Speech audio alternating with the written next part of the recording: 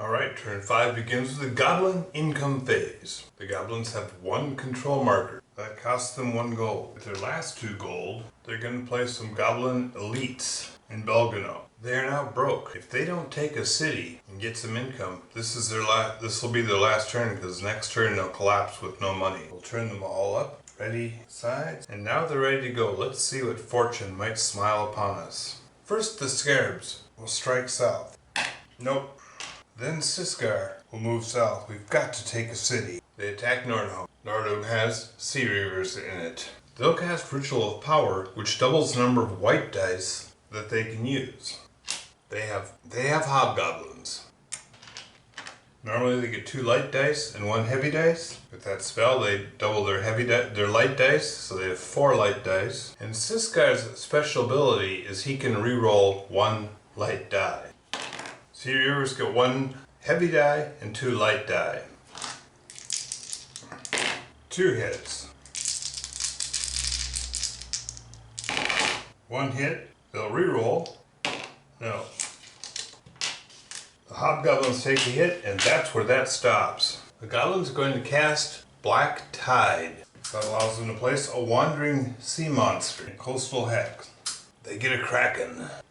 They place it in Astrid Fjord. Now this is appropriate because right on the map here, this is called the Kraken's Head. Guess what? There's a Kraken. We place the Goblin control marker over the Kraken. The wandering monsters perform a strike. So he rolls all these dice to see if he gets a hit. Doesn't matter how many hits he rolls, he'll cause 1 hit. He's got a hit. Possibility of a critical hit? No. But 2 hits.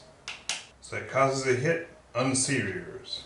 And this isn't an ambush, it's just performing a strike.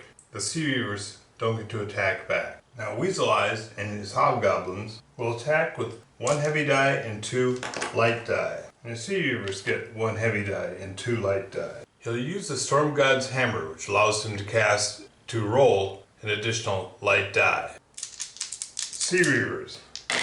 No hits. Weasel Eyes. 1 hit. That 1 white die might have made the difference. 1 hit eliminates them because they're already reduced from the Kraken. Astrid Fjord has fallen to the Goblin forces. The Goblins now control 2 Fjordland stronghold settlements. They can hold it throughout this turn. They win. Remember, they have to win or they will lose this turn. Or maybe not. They now have 3 gold, so they can afford to pay the upkeep of those 2 settlements. And we lower the Fjordland income track by 1, because they've lost Astrid Fjord. Now what could really put the hurt on them is if we could capture a 3rd Fjordland settlement. Turku, with his mountain trolls, is going to attack the Bjornfoss. In the Bjornfoss is Freya and the Valkyries. Freya casts Sleep. The attack doesn't happen. Next, the Goblin Warriors attack. The Valkyries have 2 light die and a heavy die. Goblin Warriors have 2 light die. No spells are cast. How do the Valkyries do? 1 hit. The Goblins? 1 hit.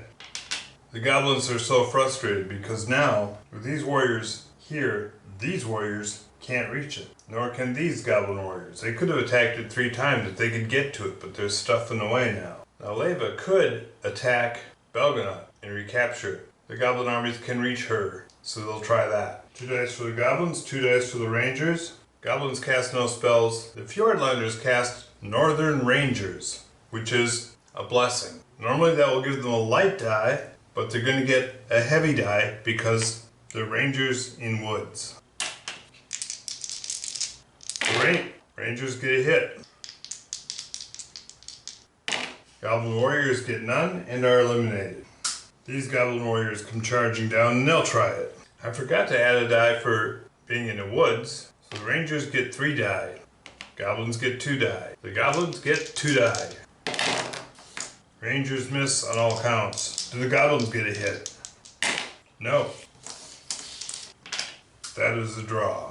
Now I have Goblin elites in the city itself, but I don't want to attack with them because the Rangers will get the added die for being in the woods. I'll make them attack next turn. And Belgano is a fort, so they'll need 6s. These Goblin Warriors attack the Draken.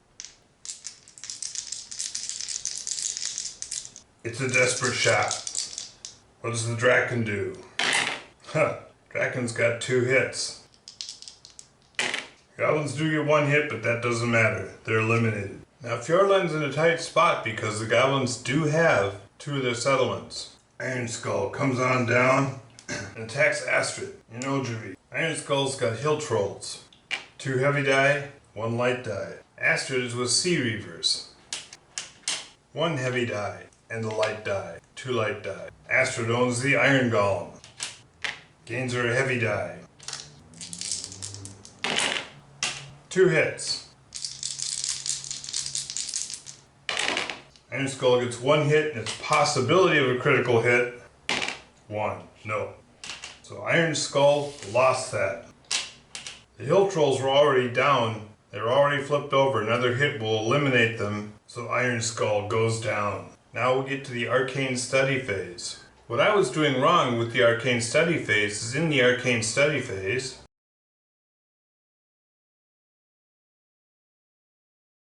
this fall it's Churn, and with Churn, they only have 1 option. They can select spells, they can retrieve a treasure they've played back into their hand, or they can gain a blessing. Fjordland discards a spell and refills their spells up to gaining 2 more spells. The goblins will select to recover their spells. That ends the goblin turn. We now enter Fjordland. Fjordland must retake 1 of these settlements, or the goblins win. The Draken can fly 3 hexes. Let me reset everybody. They attack the goblin elites in Belganow. The Draken has ambush, so they could ambush them and gain a strike, but a strike will not do enough damage. You know what? We're going to have the Rangers attack first and see if they can at least get a hit. Because if they can, then the Draken's best bet will be to do a strike. Belganow is a fortress, so they need 6s. A strike ignores the fortress. Let's see if we can reduce the fortress. 2 white dice on 2 white dice. They're only hitting on 6s. Now these Rangers are weakened. They've already taken a hit. So they can cast Sigil of Courage, which allows a weakened army to ignore 1 hit. Defenders do a hit, but they ignore the hit. They do no hits. Now the Draken attacks. The defenders get 1 hit. Draken gets 1 chance for a critical hit. Yes, they get 2 hits, but 1 hit will only reduce the goblin elites. Freya and her Valkyries will strike. They're flying, so they don't pay any terrain costs. And the Valkyries move 3, 1, 2, 3. There they are. Valkyries get 1 heavy die and 2 light die. Goblin elites get 2 light die. They have a hit. Fjordlanders need 6s. They have a hit. 1 hit on 1 hit is a tie, but the goblin elites have range. Valkyries take 1 damage. Fjordlanders buy Rangers. Rangers can move 4, and they don't pay to move through woods. 1, 2, 3. They attack old Weasel Eyes. These hobgoblins are still fresh. They get a heavy die and 2 light die. Rangers get 2 light die. The Fjordlander is going to cast the 4-fingered fist. It does 2 heavy dice damage on a monster within 4 hexes of a welcoming settlement. This is a welcoming settlement, they're within 4. If the monster is defeated, gain a treasure and the indicated reward in gold. This is critical because if it works, and if I get a treasure, that might help this attack. 2 critical. But they're just 2 hits, but that's all it takes to defeat the Kraken. Fjordland gains 4 gold. They put a treasure in their hand. They get the Orb of Confusion, which is essentially a defensive treasure. I need an offensive one. Okay. Weasel Eyes. 2 hits.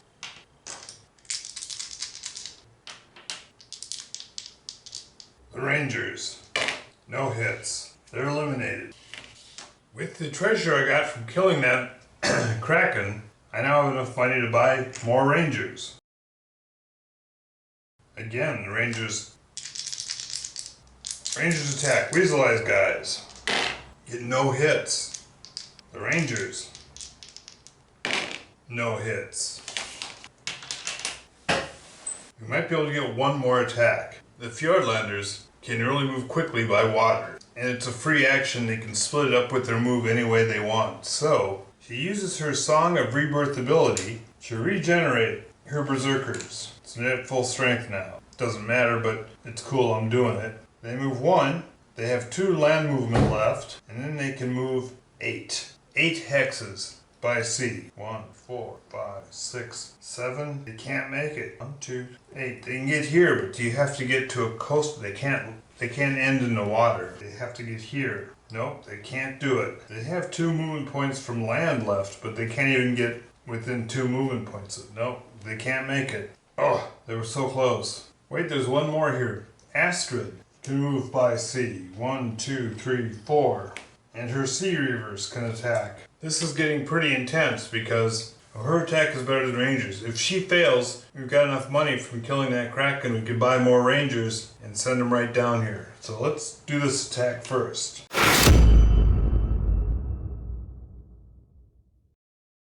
Weasel Eyes. Oh, 2 hits. Astrid. No hits. So close. Well, the Fjordlanders did everything they could, but the stalwart Goblin defenders held out. Turn 5 ends, and it's a Goblin victory. A very near-run affair. If they had recaptured that city, the Goblins would have collapsed in their next turn and lost because they had no money left. Wow. Good game.